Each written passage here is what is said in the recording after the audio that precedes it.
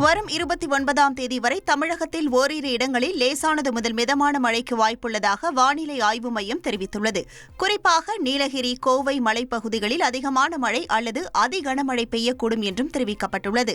அதேபோல் 27ஆம் தேதி வரை ஒரு சில இடங்களில் அதிகபட்ச வெப்பநிலை படிப்படியாக குறையும் என கூறப்பட்டுள்ளது. சென்னையை பொறுத்தவரை 2 நாட்களுக்கு நகரின் ஒரு சில பகுதிகளில் இடி மின்னலுடன் கூடிய லேசானது முதல் மிதமான மழை பெய்ய வாய்ப்புள்ளதாக வானிலை ஆய்வு மையம் தெரிவித்துள்ளது.